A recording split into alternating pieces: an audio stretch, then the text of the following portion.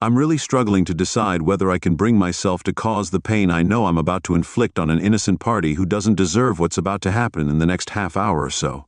However, as I gaze at the large, meticulously framed photograph of me and Dave on our wedding day hanging above the mantelpiece, my tearless eyes reflect the emotional toll of my mostly happy 28-year marriage. After a year of marriage, I found myself debating internally whether to proceed with this conversation. I've decided to go ahead, but I'm still resisting the urge to flee. Dave is going to be devastated, seated beside me on the sofa. John gives my hand a reassuring squeeze. Giving myself a pep talk, I look at him and smile. Over the past 15 months, I've fallen for him. I know that every bit of love I've given him has been taken from Dave. The preparations for this meeting started with making love to my husband. I'm not looking forward to it, but I think I'll feel better afterwards. I'm going to hurt Dave, and it's going to be hard, but I know I have to do it. Once it's over, I can stop pretending that I'm as in love with Dave as he is with me. I can stop going out with my girlfriends on work trips and clothes shopping. I can stop meeting up with John. It's stressful, and it's making me worry. I can see it on my face each morning. I'm looking forward to getting this over with. I take a quick look at the bookcase to make sure the baseball bat I put there earlier is still in position. Dave's views on fidelity are well known to me. Since the kids left home, he's been reading short stories about cheating wives facing consequences. Some of these stories surprised me with the husband's fierce reactions, making the wives pay dearly for their transgressions. When I questioned him, he simply mentioned colleagues who experienced upheavals in the no-fault family court system after sharing similar. I'll give you an update on the stories. Dave isn't a violent man, but when someone is stealing his happiness and future, he might make an exception. He's bigger, fitter, and stronger than John, and he's less sensitive. He's in a prominent position in a biomedical company. Dave contrasts sharply with John, who's an artist. I know Dave won't physically damage me so John can escape. I hear Dave's car in the driveway and my stomach churns. My heart is pounding. I swallow, trying to calm myself. I wonder what he thinks about the strange car John's driving. I get the feeling Dave must have read a similar story at some point. The first one I ever read, in fact. My heart rate increases. I must stay calm. Dave walks in, eyeing John with curiosity. I stay seated, avoiding any kind of physical contact. Dave is in front of John. Dave notices I've left something out and comes over with an outstretched hand. He introduces himself as Dave, and John hesitates before a brief handshake. Dave rubs his hand on his pants in a way I recognize after so many years. John retreats to the Dave, grabs a beer, sits opposite us, takes a pull, and places the can on the coffee table alongside our glasses. The tension makes my nerves feel on the verge of snapping. I can't meet Dave's questioning gaze. Instead, my eyes flit lower to his casual attire. When did he start coming home and dress so casually? I shake off questions about clothing. Now is the moment I've been dreading. I shattered the soul of an outstanding community member, terrific father, provider, and nearly perfect husband. My first love, but not the last. I think we need to talk to Dave. He responds with a neutral, unreadable expression, as I expected. In pressure situations, he remains coldly analytical, thinking on his feet better than I do. Despite preparing for every angle, my nerves betray me. I tell Dave that I want him to know he's done absolutely nothing wrong. My voice is shaky as I clear my throat. I'm still unable to meet his eyes. Throughout all the years we've been together, my friends have been envious of our marriage. It should be acknowledged. I have to say that Dave has been an exceptional husband. I laugh, but Dave doesn't smile back, trying to soften the blow. I admit I'm nervous about discussing this with some friends, worried they won't forgive me for hurting Dave even as I focus. I look over Dave's shoulder and see no sign of a smile or softening in his features. His lips move, but he looks like a statue. He's wondering if I'm going to hurt him, and the words are simple yet compelling. They draw my gaze to his, but when I finally meet his eyes, his stare is firm. His expression is unyielding, as if he's studying something on a microscope slide. It breaks the spell, making me look away, feeling a bit unnerved. I tell Dave I've fallen out of love with him and fallen in love with John. I want to hurt him as little as possible, but I needed a divorce so John and I can be together. Now that the words are spoken, I try to discern any turmoil behind his mask, expecting to see something, a throbbing at his temple, wet eyes, tightly drawn lips, his fist clenching. But there's nothing. His reaction, or rather his lack of it, is really worrying me. I can't help but glance at the baseball bat. The silence between us is really uncomfortable. I have to fill it. My carefully prepared speech is a thing of the past. I explained that I didn't want to hurt him until I absolutely had to. I hope he sees that John and I have been really careful not to tell him until it was absolutely necessary, which is now. That meant limiting our time together. My concern for you and your feelings has significantly restricted the occasions John and I can't be around him. I can't look him in the eye. I've got nothing left to hide. I've told him the truth. I respect him too much to lie to him. I had hoped he wouldn't ask. He's been so direct. His words hurt. It all seems sordid. My lack of response is confirmation enough for Dave. There doesn't seem to be anything left to say or any point in apologizing again. I'm willing to hurt Dave. He knows it. The atmosphere in the room is awful and I want to escape. The tension is almost unbearable, and I'm so wound up that my skin prickles uncomfortably. Dave isn't screaming in pain, but I know him well enough to sense the internal turmoil. I wonder which of my anticipated responses from him will unfold regardless. I know it will be terrible. Something must break through for me to start my life with John. Dave stares at me until he acknowledges, "Okay, Chelsea." My response is automatic and slips out before I can edit it. I question him, asking what. I think he wants a divorce so he can marry the other person. He's still being patient and keeping a neutral expression. I'm too stunned to speak. This isn't the reaction I expected. It's like a kick. I feel insulted. After 28 years together, my husband isn't going to question me after months of worrying about my affair with John and sleepless nights. He's discarded me. In under 10 minutes, I realize I need to say something, but I must be careful. I consider how to break through Dave's reserve without losing JN. It's a fine line. I bring up the fact that after all our years together, he is willing to just walk away. Dave questions why I wouldn't agree to part ways, asserting that I've already emotionally left him. He wonders about the point of fighting and suggests preserving our fond memories by going separate ways. It's an answer, though not the one I was hoping for. Before I can pose another, I ask Dave if he has any questions. He says he wants to sign some papers. I tell him I have a signed and notarized divorce petition, but it's in John's car. We didn't think we'd get this far tonight, let alone have Dave sign any papers before I can get the documents. JN stands up and leaves. I can tell he's affected by the tension in the room. I apologize to Dave for making him uncomfortable. He stands up, and my eyes automatically look at the bat. He dismisses my apologies, saying that if I were truly sorry, I wouldn't have done it in the first place. He strides into the kitchen for another beer, effectively ending the conversation upon his return. John is back with a manila envelope, holding it at waist height. Dave takes 2 quick steps toward him.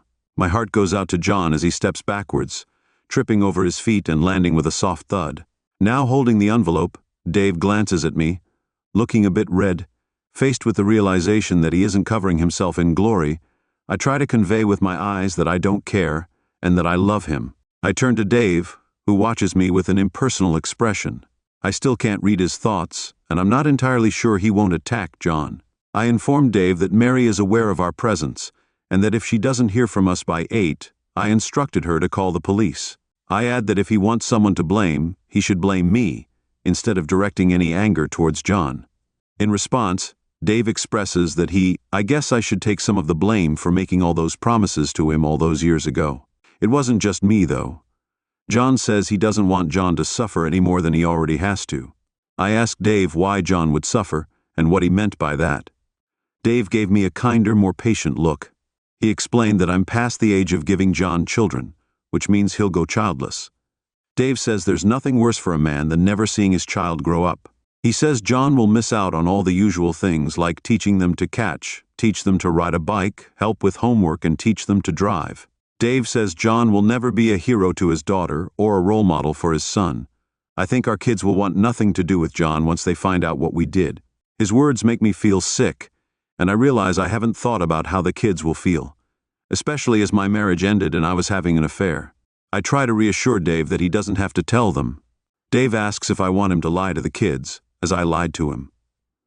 I hang my head, but he keeps on saying that John will marry someone he can never fully trust. Describes how John will end up with someone who can hurt him while professing love to someone who is good at hiding bad behavior. Dave makes me think about how John will feel the first time I tell him I'm working late, going out with friends, or using the same excuses I used with Dave to spend time with him. Dave also thinks about the future, and how my looks will start to fade in another 5 years, while John remains a trim 40-year-old. He questions whether John will hesitate to leave me, having seen all my perceived flaws. Dave mentions aspects like my crankiness due to PMT, my loud snoring in deep sleep, and other habits that John will soon discover, offended me. I leap to my feet, ready to retaliate, claiming that I'm not the only one who snores and pointing out my ability to color coordinate. I start to list Dave's faults, but I'm taken aback when John lets out a little gasp. He looks like he's processing what Dave's saying. I realize I need to get John out of here. Dave shrugs while I collapse back onto the couch. I'm shocked and filled with anger and offense. Is this truly what he thinks of me? Has he harbored these thoughts throughout all these years? I have so much I want to say after months of doing my utmost to keep my affair secret. I suddenly feel the overwhelming urge to make Dave pay for not caring about me and discarding me so easily. However, I can't find the words. As I watch Dave take a swig of his beer before tearing open the envelope, I look down at my hands, avoiding John's gaze. I just hope he's not looking at me either. Dave mutters about half the value of the house, looking up at me. He disputes the idea. Dave says it was his before I even met him, so he thinks I might get away with half the bank account. But there may not be as much in there as I think. He says he'll split the difference in our retirement accounts when we separate, but I'll only get that when he retires in 17 years. As he reads the rest of the document, he falls silent. Think about whether John's love for me can overcome the fact that we won't have the financial stability we thought we'd have. I had assured him that Dave would help us out. Dave's words keep coming back to me about the difference between an artist and a pizza. What's the difference between an artist and a pizza? A pizza can feed a family. The silence drags on, feeling interminable. Finally, Dave looks up. He says everything seems reasonable except for the house. He thinks my lawyer will charge me thousands to fight that, so he shifts the focus to the immediate future. He wonders what we do now. He suggests I get a lawyer, and he thinks about packing a few things. But I say I want him to leave right away. Dave thinks about alternatives and says he could drop. He says I can take my stuff to John's place next weekend. He's changing the locks in 2 days, so it'll be hard for me to come back. He says if I miss anything, I can email him. Dave says I can take all the pictures off the walls except for the kids' pictures because we're splitting them. He says he doesn't want any reminders of me except for the photo of us on the cruise last year. I don't think I can let him have that picture. It's the only one of me that Dave wants to keep. It was taken about 3 months after I'd started my affair with John. At the time, Dave surprised me with a last-minute cruise in the Caribbean. I didn't love John yet and still enjoyed sleeping with my husband, so the photo shows a woman smiling after a lot of love. I have no idea why he wants it. In that photo, I'm lost in thought. Dave turns to John and asks about his current address. He mentions 42 Belmont, but then says John moved a few months ago to 58 Gravella. I'm shocked. Dave knew about John's new address. He's known for at least 4 months. I'm trying to understand how he found out. I was really surprised to realize that Dave must have found out about us when we were so careful. I can't believe I missed any signs.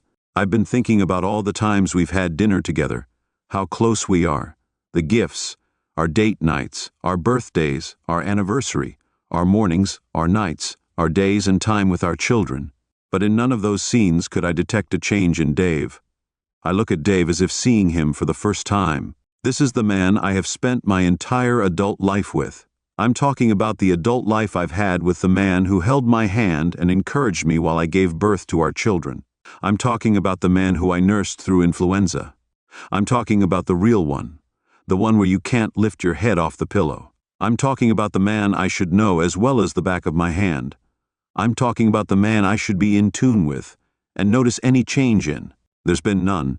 I'm sure of it. I stare. I'm looking at him, and I feel like I don't know him at all. My husband of 28 years is a stranger to me. I've been thinking that I've been so clever and careful, not giving anything away. I've been such a good actress, but Dave is better, so much better. He knew and hid his knowledge from me. How could he hide it so well if he truly loved me? I don't want to explore the logic of it. I don't think I could. If I truly loved him, would I have been able to hide it so well? Clearly, I didn't hide it so well. Dave knew for months. When I look at him, it's not him from the here and now. It's him from 2 weeks ago. I see him undressing me. He was gentle, loving, and cherishing. It was a lie. He knew. I think about how hard I worked to hide my guilt. I was careful to ensure my expression was loving. I think about the tears. I suppress them and apologize to John while reciprocating, touching, and kissing, pretending I wanted to make love. I feel stressed, like I'm battling against the urge to flee or recoil. I feel ashamed when my body betrays my heart and I climax. I have to resist leaping from the bed immediately, but I want to wash Dave's scent off me. I follow the act and lie beside him. I spent the night lying awake, apologizing to both men for lying and betraying them. I've been in similar situations before, where I've been scared and anxious, and I've been caught out. I've been worried about my performance, and the thought of my deception and betrayal being exposed. Dave has known for months that I've been scared, and I've been editing every word. I was aware of every facial expression. My nerves were stretched to their limit. I was exhausted from hiding my betrayal and shielding Dave from hurt, keeping track of my lies, and I hadn't slept for days. I was a mental wreck, and it was all for nothing. Did he love me at all? Had he been pretending for years? All those things he said to John, all those awful things. What did he truly think of me? I looked at him and I wanted to cry. He was dry. I'm trying to hold back tears and nausea from rage and rejection. I reach for the glass of Chardonnay, hoping to douse the flames and rinse the bitter taste from my mouth. It tastes sour. Dave takes the glass of wine from my hand and holds JK's half-finished glass in the other. He turns and walks toward the kitchen, emphasizing the shift from ours to his. Over his shoulder, he casually instructs me to hurry, mentioning that John, he's already at his car, and it's clear he's leaving. I turn to find John has gone too. We won't be walking out together. 4 years later, I'm closing the magazine. I can't remember a single article or ad. Maybe it's because the content is outdated. I check the dates on the cover. It's 3 years old. I think to myself, surely a doctor's practice this large has more up-to-date material. I take another magazine from the stack and start reading. I'm waiting for my name to be called when I hear Mrs. Smith. I don't react immediately. It takes a repetition for me to startle, feeling a bit foolish even after 4 years. I'm not used to being called Mrs. Smith instead of Mrs. Brown. I put my bag on my shoulder and head down the corridor. I head down the corridor to my doctor's room. The doctor says, "Hello, Mrs. Smith. What can I do for you today?" I tell him I've come to have my Implanon replaced. After 5 years, he notes it in my appointment notes and suggests that I talk to my husband about sharing the responsibility and considering a vasectomy. He smiles, and I return the smile. Next time, I'll keep my face friendly and neutral, but inside I'll feel smug. My arguments with JN about him having a vasectomy have been a battle of wills for months. Why should I continue to chemically poison my body when he can just undergo a simple procedure? It's not even an operation done in a hospital. The good doctor here could perform it, unlike the I could have my tubes tied, which I've mentioned to John a few times. He said he had them tied as a kid. I asked him to get his semen tested, thinking I could still have a way out of our disagreement and go off birth control if the test showed John had a low semen count. He refused to get tested, but I'm also stubborn, so I'm still thinking about his harsh words. I took some of his seed and sent it off for testing. I stored it correctly, and it turns out John doesn't just have a low seed fluid count. He's sterile. There's no seed fluid in his seed at all. I initially thought I'd be happy to confront him with the results, but then I thought better of it. I wanted a happy husband again and not a sparring partner. I wanted lovemaking, not merely the release of attraction. I remembered the inconvenience of monthly bleeds. I don't like having to deal with periods, so I've decided to get a replacement implant. It won't be forever, though. Dr. Jones has some suggestions, but I'm not sure I understand. I apologize and ask him to repeat. He suggests swapping my implant for a new type of contraceptive implant. It's supposed to be fantastic. Not only does it offer contraception, but it also records my pulse at regular intervals during the day. It comes with a variety of other recording tools we use for diagnostic purposes. If you come in feeling unwell, you can just pause by one of our scanners and it'll download information. That way, we can see what's been happening with you internally since your last visit. It's pretty impressive stuff, isn't it? I bet it sounds like something from Star Trek. What about side effects? I'm not going to end up the size of a barn or grow whiskers or something, am I? Is it like Plain On? That's what I've heard. It's less disruptive than Implanon has lots of benefits, like stopping or at least reducing heavy periods. That sounds good to me. Dr. Jones clicks on an icon on his monitor. He rubs his neck and mutters something. I look at him and the screen, wondering what he's saying. How long have you had your implant? He asks, turning to me. 5 years? How is that possible? It looks like you already have a Vanguardian implant. Your medical information has downloaded. I'm a bit confused, so I ask the doctor what it says. He explains that I must have been in within the last 18 months, since that's how long they've been approved and available. However, I protest, saying that I haven't been to a doctor in 2 years or more. He turns back to the screen, and I can see he's gone pale. He mentions that there's information going back 4 years, and questions the presence of WAV files, which are audio files. He speculates that I think there's a glitch. It looks like someone else's Vanguardian might have been linked to my patient card by mistake. But the timeline doesn't add up, and he's confused about why there's a Google map with a flag showing the clinic. To fix the mix-up, the doctor suggests examining my implant on my head. As I move to the examination bench and lay down, I turn my head away because I'm a little squeamish about needles and the like. He says it's definitely a Vanguardian. I can hear the confusion in his voice. It's the same as the ones we implant, except for being a smidge longer and wider. I swivel my head and look at the doctor, comparing my implant with an image on the screen. My eyes are drawn to the top of the page where Vanguardian is written. I remember that name. It was someone's pseudonym on the amateur writing site where Dave was reading about cheating wives. Coincidence. The rest of my appointment passes in a blur. We'll sort this. Mrs. Smith, there must be some kind of mix-up with your old implant. Maybe you were part of a test group? I'll get our tech guys to look into it and we'll get back to you. I nod and head back to reception. I pay my bill and drive off, already feeling overwhelmed. I find out there's a clause in my contract stating they own all my research and inventions. If I work on something at home during my own time, I can't patent it for at least 12 months after resigning. Dave's favorite part of his work was research and innovation. It was his forte, as far as I was concerned. I see Dave sitting on the couch with me and John. I picture his faded jeans and casual polo shirt. I remember the shock of our meager savings when dividing assets, and his insistence on keeping the framed photo from the Caribbean cruise taken 3 months into my affair with JN. My hands went to my lap. I had the Implanon inserted a few weeks before that cruise at Dave's suggestion to avoid any inconvenient monthly disruptions during our vacation. I felt touched to have such a considerate husband. Looking back at the clinic, it's a different one from my previous choice. I changed doctors and clinics after separating from Dave, because our old doctor shared with Dave was a friend of his father and the one who inspired Dave to enter medical research. I don't think Dr. Black would have been comfortable with this. Dave knew about John. He must have known from the start somehow. He convinced Dr. Black to implant a device he developed, a Vanguardian mine with a GPS locator and the ability to record voice files. It seems illegal, but I don't recall consenting. I signed something regardless. I should sue Dr. Black. He's retired and living in Brazil, and his much younger wife is from there. Can he be extradited from Brazil where Germany is? I've just been reading about war criminals who fled during World War II because there was no extradition treaty in place. It got me thinking, why develop an implant with GPS and recording abilities? Surely not just to track me? My mind is racing with possibilities.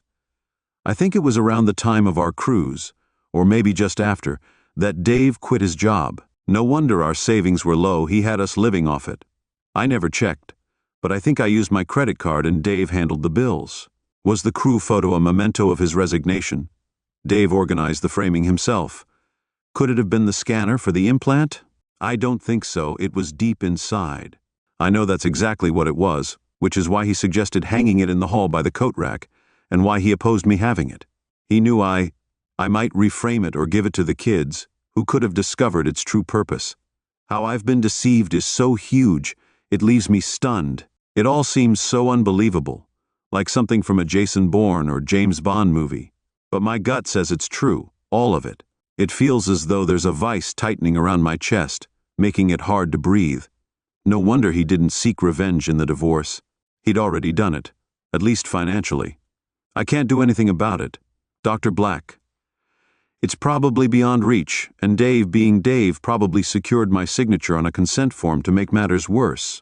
It's been almost 4 years since Dave and I finalized our divorce, while I'll receive a portion of his retirement funds. I suspect the millions he earns from Vanguardian are funneled through corporations, and I won't see a penny. I touch my arm where the new implant lies. I can't even confide in JN. Things are already shaky at home without me revealing how thoroughly my ex-husband has deceived me. My husband deceived me. Now Dave lives in the Algarve, and the kids rave about his beachfront villa. We rarely talk. When I pull into the driveway of the small, rundown cottage I share with John, I can't recall the trip home. I hope I didn't run any red lights. The last thing I need on top of today's revelations is I get a ticket without even thinking about it. I unlock the door and go into the lounge. John is on the couch with Chelsea. I say, "Chelsea, we have to talk." I only then notice he's holding hands with a girl who looks no older than 30 but is pregnant. She doesn't have much time left. 2 glasses of Chardonnay sit on the table in front of them.